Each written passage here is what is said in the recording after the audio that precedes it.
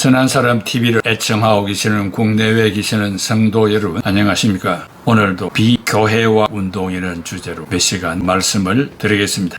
세 번째로 비교회와 운동은 윤리 생활을 복음보다 더 강조합니다. 초대 교회는 무엇보다도 성경적 교리인 신앙 고백적 신앙과 아울러 윤리적인 삶, 즉 행함을 특별히 강조해 왔습니다. 왜냐하면 올바른 신앙은 올바른 생활이 나타나기 때문입니다. 올바른 신자는 국가관에서도 정직한 시민으로서 4대 의무 국방, 근로, 교육, 납세를 이행하게 되고 가정 생활에서도 부부간의 사랑과 존경으로 살고 부자지간에서도 주님의 훈계와 공경으로 살고 노동에 있어서도 일하기 싫어하는 자는 먹지도 말라는 노동의 신성함과 정직이적 사명감을 지키고 이웃 관계에 있어서도 이웃을 내 몸과 같이 사랑하는 헌신으로 살고 신자는 자신을 향해서도 주님처럼 거룩하게 살아야 하며 성결로서 살아있는 제물이 되어야 합니다. 그래야 윤리적인 면에 있어서 교역자들이 평신도들보다 더 큰 비판을 받게 됩니다. 그 이유가 다른 것이 아니라 예의 범절과 대외적으로 모범을 보이지 않으면 비판을 받습니다.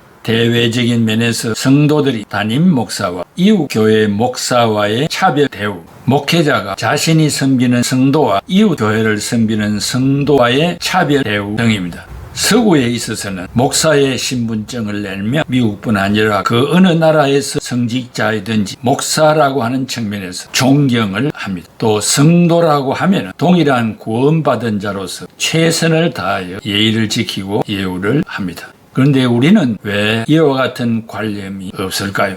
극소수이지만 이성의 문제와 재정의 문제로 교회가 파탄나고 사회적인 비난을 받는 경우도 있습니다. 개인적인 삶에 있어서 윤리적인 문제점들이 심각하고 상황 윤리적으로 눈가림만 하는 처신이 너무나 많습니다.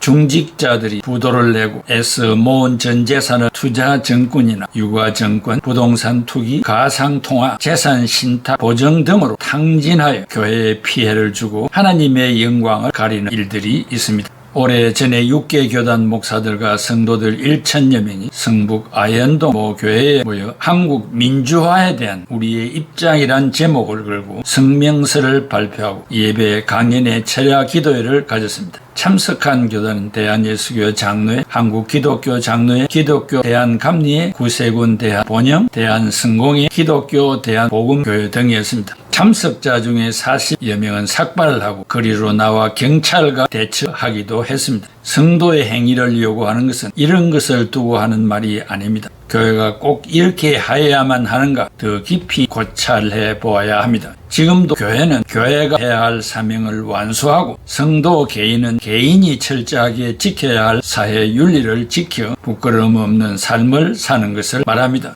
서울 송파구에서 세 모녀가 숨진 채 발견되었는데 조사 결과 생활고를 이기지 못하여 극단적인 선택을 한 것으로 최근에 보도되었습니다. 이것은 그 주변에 있는 교회의 책임이요 넓게는 한국 교회가 자성해야 할 문제입니다. 성경은 고아와 과부를 돌보라고 하였지만 정부의 복지 정책만 변화하고 교회의 사회적 책임을 다하지 못했음을 통탄하지 않습니다. 그 이유는 그 주변에 있는 지역교회의 책임에 대한 성명서가 없기 때문입니다. 그러므로 이웃을 내 몸과 같이 사랑하라는 말은 나의 주변을 살피고 어려운 삶을 사는 가정을 발견했을 때는 자신이 도우든지 능력이 없으면 교회에 보고하여 재빠르게 구제를 하여야 합니다.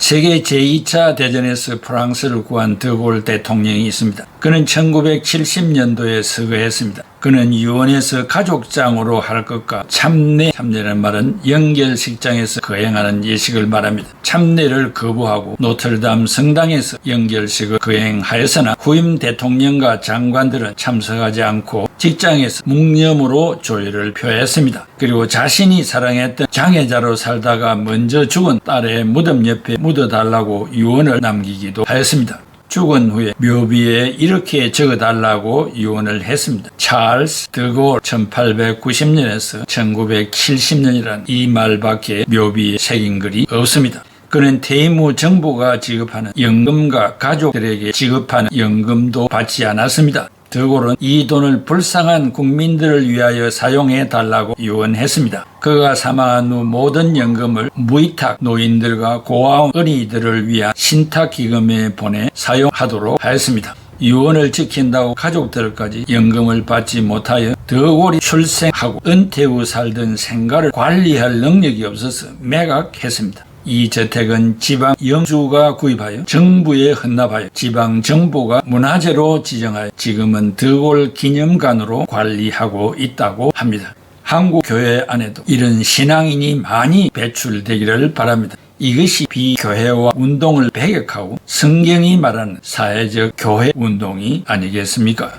우리가 모범적으로 살지 못한 결과로 미국과 한국에 있었던 일들을 상기해 보겠습니다. 미국 정부가 목사들의 설교 내용을 간섭한다면 여러분 믿어집니까? 어떤 내용으로 설교를 하면 처벌을 받을 수 있다고 경고하고 설교 내용을 사찰한다면 믿을 수 있겠습니까? 그런데 이것이 현실이라는 사실에 우리는 놀라지 아니할 수 없습니다. 국가가 개인의 종교를 간섭하는 일을 벗어나기 위해 1620년 영국 프리머스 항구를 떠나 메이플라워에 승선한 102명 중 35명의 청교도들에 의해 미국의 기초가 놓였고 청교도 정신으로 지금까지 지탱해오던 미국이 독립 후 약 250년 만에 국가가 교회를 간섭하기 시작했습니다. 그것도 다른 것이 아니고 개신교의 핵심 가치인 설교의 어떤 내용은 설교해서는 안 된다는 것입니다. 국가 또는 주, 한국으로만 도가 금지한 내용의 설교를 하면 거기에 따른 처벌을 받게 되어 있습니다.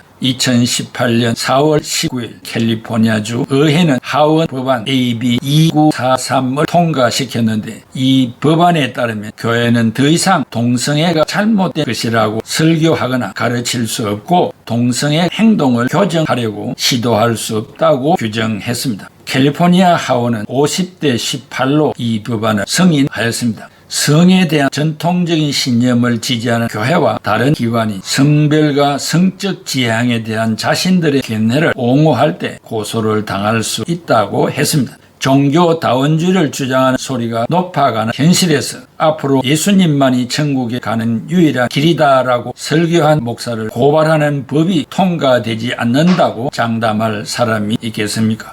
한국의 경우를 봅시다. 국가가 교회에 직접적으로 간섭한 경우는 일제강점기 36년 동안 일제가 저지른 일련의 일들이 가장 대표적인 경우입니다. 일제가 우리 국민들을 괴롭혔던 대표적인 경우가 신사참배 강요였습니다. 일반 사람들은 국가의 명령에 따라 아무 부담 없이 신사에 나가 절하면 그만이지만 하나님을 신앙하는 기독교인들에게 이것은 우상 숭배이기 때문에 결코 수용할 수 없는 일이었습니다.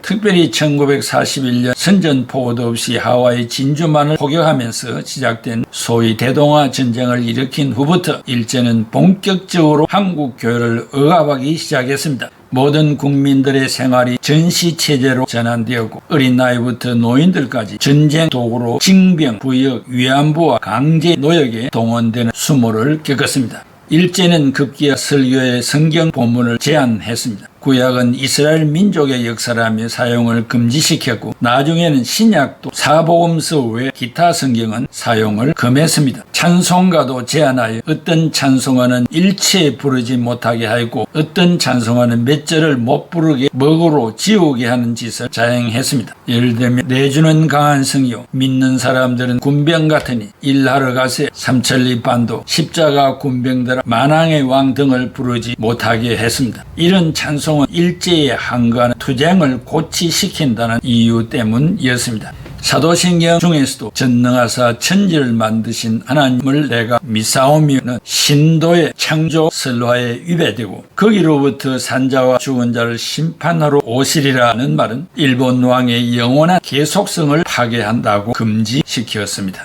일왕의 영원성을 유보하기 위해 구약 성경에서 창조주, 심판주, 만왕의 왕 등의 표현을 삭제하라고 억압했습니다. 예배 5분 전에는 일왕의 사진이나 아니면 일왕이 있는 동경을 향해 요배를 강제하였고 전몰 용사들을 위로하는 묵념 출정 장병의 승리를 위한 기원 황국 신민 서사를 제창한 후 예배를 시작하도록 강요하였습니다. 1943년부터는 주일 오전 예배 위의 모든 예배가 금지되었고 예배당 안에서 일을 강습, 근로 작업을 강제하였으며 증발한 예배당은 군수품 공장으로 전용하였습니다. 또한 예배당 안에 황국, 신민, 서사, 황도, 실천 등을 개시하게 하였습니다. 한 동네에 교회가 셋 있으면 한 곳으로 통합시키고 나머지 두 예배당을 팔아 전비로 충당하였습니다. 이런 정부의 강제는 교회의 본질을 훼손하는 결과를 초래하였고 교회는 국가에 굴종하는 변질된 종교 집단으로 전락하고 말았습니다. 이것이 국가가 교회를 억압한 결과였고 교회를 억압한 일제는 인류 역사상 최초로 원자 폭탄의 세례를 받고 나서 굴복하였습니다.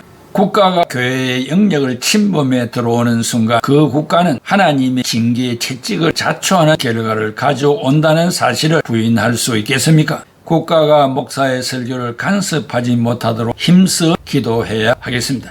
차별금지법도 이와 유사한 결과를 가져오게 될 것입니다. 이 모든 과정이 비교회화 운동의 일환이라고 말할 수 있습니다. 사랑하는 애청자 여러분, 이 말씀을 들은 여러분들의 생각이 어떠합니까?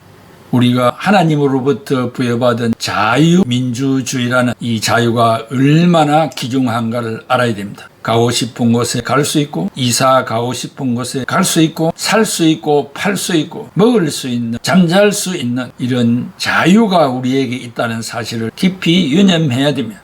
특별히 쉬지 않고 교회당에 가서 하나님 앞에 기도할 수 있는 자유, 하나님의 말씀을 배울 수 있는 자유, 전도할 수 있는 자유, 선교할 수 있는 자유를 부여받은 이 은혜가 얼마나 큽니까? 성도된 개인이 사회적 책무를 다하지 못하고 교회가 그 지역사회의 소음과 빛과 등대가 되지 못한 결과 나라가, 정부가 또 외국이 강압적으로 교회를 강탈하고 해야 할 일을 못하게 하는 억압 정책을 받게 되는 것입니다. 사랑하는 애청자 여러분, 성도된 우리 개인을 돌아보며 우리가 해야 할 책무가 무엇이며 교회가 해야 할 책무가 무엇인가를 다시 한번 생각하고 비교회화 운동이 성도된 내 개인이 배격하고 또 교회 안에 이와 같은 비교회화 운동이 들어오지 못하도록 철저하게 배격해야 할 것입니다. 이러한 각성의 기회가 되기를 주의 이름으로 기원합니다. 기도하겠습니다. 고마우신 아버지 하나님, 은혜와 사랑을 감사합니다. 이 세상이 세속화되고 또 이 세상이 하나님이 보시기에 원치 않는 너무나 정욕적이고 또 비진리의 물결이 서구로부터 밀어닥쳐 무조건 받아들이고 따라가는 이러한 모순된 사회 속에서 우리들이 살고 있습니다. 우리가 연약해서 때로는 이런 것들을 식별 없이 받아들일 때가 있고 우리들도 그러한 물결에 휩쓸려 갈 때도 있습니다. 불쌍히 여겨주시고 정신을 차리고 이 세상을 바르게 판단하며 가야 할 곳에 가고 가지 말아야 할 곳에 가지 않는 이런 판단력도 우리 모두에게 허락하여 주시기를 바랍니다. 우리 주변에 우리가 잘못하여 많은 사람들이 고통받고 또 극단적인 결단을 하여서 사회를 놀라게 하는 일들이 많습니다. 우리가 살고 있는 우리 교회가 있는 지역사회는 소음과 등대가 되어서 결코 이런 일이 일어나지 아니하며 많은 사람들이 구원받고 믿음으로 살아가는 지역사회 개인들이 되게 하여 주옵소서. 예수 그리스도의 이름으로 기도하옵나이다. 아멘. 내 맘과 정성을 다하여서 주 너의 하나님을 사랑하라. 내 몸을 아끼고 사랑하듯 형제와 이웃을 사랑하라. 주께서 우리에게 명하시니 그 명령 따라서 살아가리. 널 미워해 치는 원수라도 언제나 너와 그렇게 사랑하라. 널 비박하는 자 위에서도 신실한